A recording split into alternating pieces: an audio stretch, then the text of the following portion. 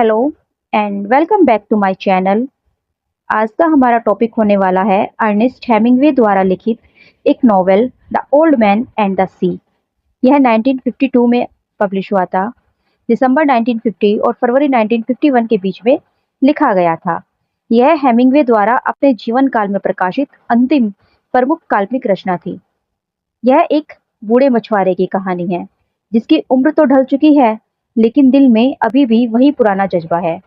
यह कहानी है साहस की, संघर्ष की और उस आत्मसम्मान की जो हार मानना नहीं जानता। अर्नेस्ट हेमिंग्वे की अमर रचना the old man and the sea. Santiago Cuba के एक छोटे से गांव में रहने वाला बुजुर्ग मछुआरा। उसका चेहरा धूप और हवा से झुलस चुका है। हाथों पर समय और मेहनत की लकीरें हैं, लेकिन आंखों में छुपी है समुद्र सी गहराई। पिछले 84 दिनों से वह रोज समुद्र में जाता है, लेकिन खाली हाथ लौट आता है। न एक छोटी मछली, न कोई बड़ी, कुछ भी नहीं। गांव के लोग अब उसे मनहूस कहने लगे हैं। उसका एक छोटा सा दोस्त है, मैनोलिन।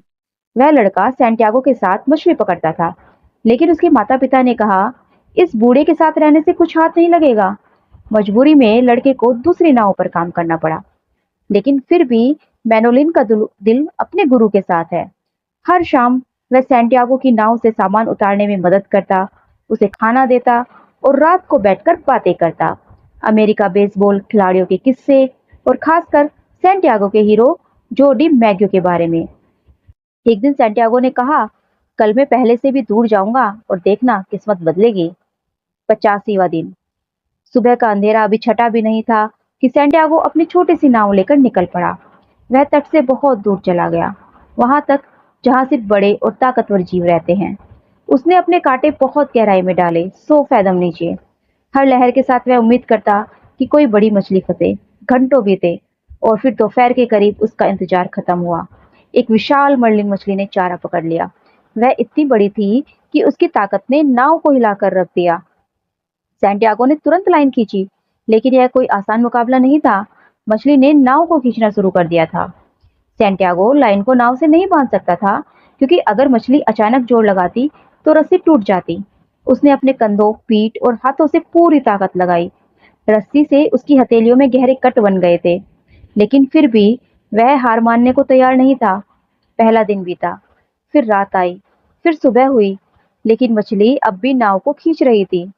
दूसरे दिन तक वह बूढ़ा आदमी थक चुका था, हाथ सुन्न हो चुके थे, लेकिन दिल में एक अजीब सा सम्मान था, जैसे यह मछली उसकी दुश्मन नहीं, बल्कि कोई बराबरी का योद्धा है। तीसरे दिन जब सूरज ऊपर चढ़ा, मछली थकने लगी। सैंटियागो ने आखिरी ताकत जुटाई और भाले से उसे मार गिराया। मछली उसकी जिंदगी की सबसे बड़ी मछली थी, इतनी लंबी कि नाव से भी बड़ी लग रही थी। उसने उसे नाव के किनारे बांध दिया और खुशी खुशी घर की ओर चल पड़ा। लेकिन यह जीत ज्यादा देर तक नहीं टिक सकी। उसका संघर्ष अभी खत्म नहीं हुआ था। मछली के खून की गंध ने शार्कों को खींच लिया। सबसे पहले आई एक बड़ी माको शार्क। सैंटियागो ने भाले से उसका सामना किया और उसे मार गिराया, मगर इस लड़ाई में उसने अपना भाला और रस्सी खो दी। इसके बाद और भी शार्क आने लगे। उसने नाव के चप्पू पर चाकू बांधकर एक भद्दा सा हथियार बनाया और उससे लड़ने लगा। यहाँ तक कि नाव की पतवार से भी वार किया, लेकिन शार्कें बार बार आते रहे।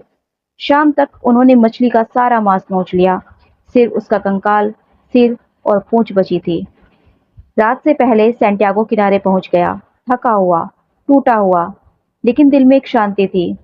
वह अपने झोपड़े में गया और गहरी नींद में डूब गया। पास के कैफे में बैठे लोग, जो कुछ नहीं जानते थे, मछली के कंकाल को देखकर समझे कि यह कोई शार्क है।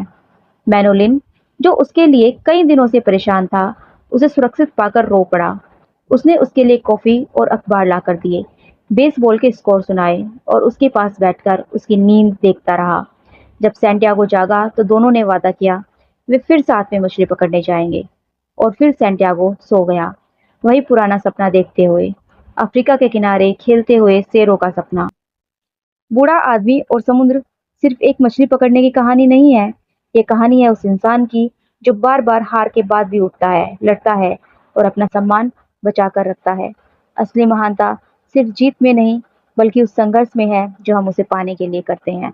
उम्मीद है आप लोगों को यह कहानी पसंद आई होगी।